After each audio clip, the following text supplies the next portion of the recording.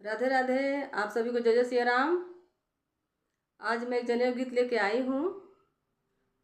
गीत आप लोग को अच्छा लगे तो लाइक कमेंट करिएगा और गीत को पूरा सुनिएगा आप लोग, और वीडियो को शेयर भी कीजिएगा। छोटी छोटी गैया हो गैया के लंबी लंबी सींग, चरण चलेली हो गैया वृंदावन के बीच। चरण चलेली हो गैया वृंदावन के बीच।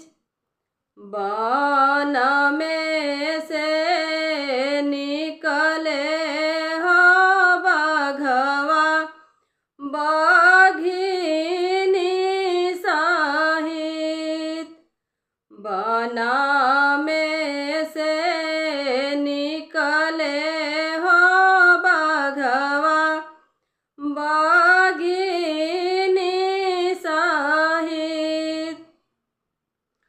आजू तुहके खाइबे गैया वृंदावन के बीच।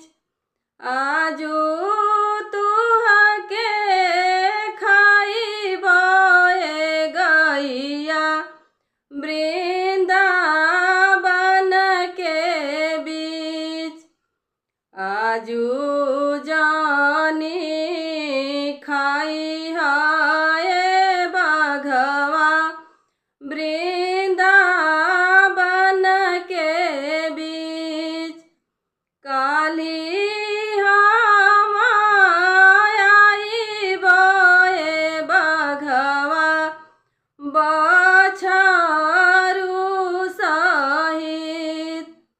काली हम आइबे बघवा बछरू सहित। छोटी मुकी बरुआ हो बरुआ के लंबी लंबी केस। छोटी छोटी बरुआ हो बरुआ के लंबी लंबी केस। चले ले दुलरुआ हो बरुआ अपने फुआ लोग के देश।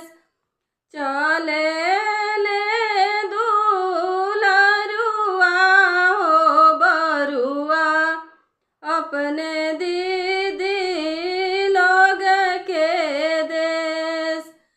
घर में से निकले हो फुआ फूफा जी सहित।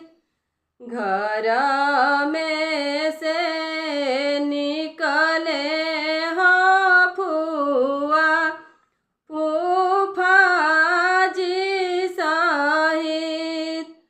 आजू तुहके छे कबे बरुआ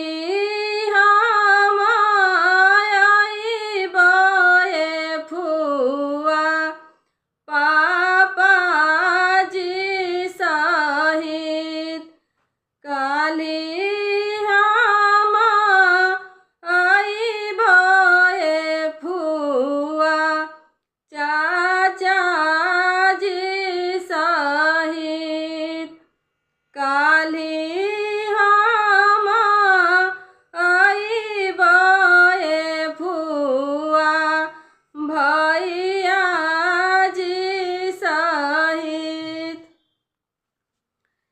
ये जनेऊ गीत आप लोग को अच्छा लगे तो आप लोग भी गाइएगा।